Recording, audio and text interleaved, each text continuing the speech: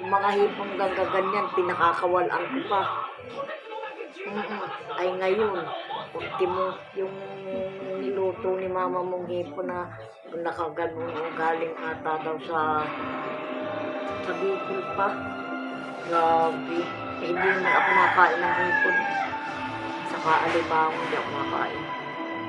Kasi nung ako ay grade 5 ba ako o grade 4. Nagkuhan sa alimango ganyan kalalaki. Mika ang alimango sa Quezon, ang lalaki. Pag biyak na ganyan, biniyak na ganyan, yung gitna ay taba. Sabi ko, iyak, ayaw ko tae. Masimulan, ayaw ko na kumain. Pag biyak na ganyan, ay di ba yung tabay dilaw? Ay parang tae. Ayaw ko niyan, tae. Ay grabe. Pati yung mga hipon dun, ang lalaki.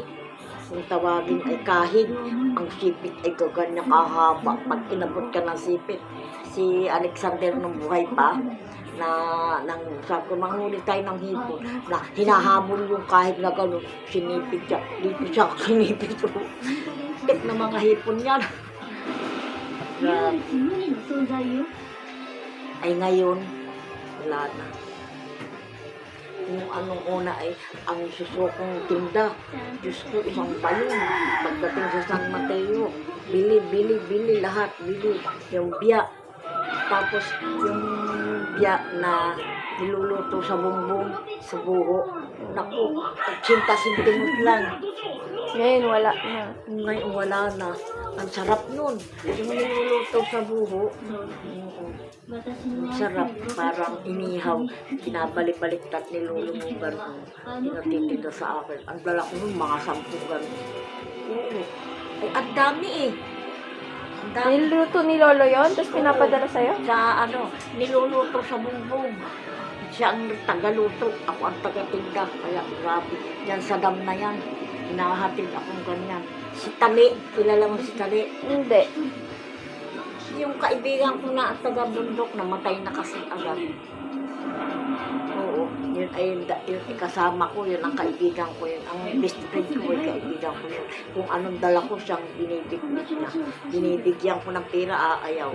Basta kakain lang. Mabait yun. Namatay agad.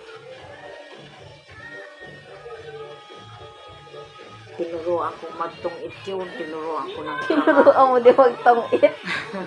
Oo. Tinuruan ko mag-41. Tinuruan ko yun. Ang hindi ko lang kasi alam ay yung pusoy na sinasabi. Hindi ko alam. Yung dos, may dos, di ba? Pusoy dos. Saka yung nilalatag na gano'n. Ano ba yun? Splendor? Oo. Hindi ko matutuhan yun. Si Vince nila nilalatag. Hindi ko matutuhan. Inda aga gano'n. Mayroong si aga gano'n. Ay, nipit na yan. Masakit sa ulo. Dami kasi. Oo. At saka, yung anak, si Andre, marunong. Sabi, lula ganito, ay, wag mo na akong turuan. Masakit sa ulo. Kasi bakit binibilang gano'n? Kukunin. Aywan.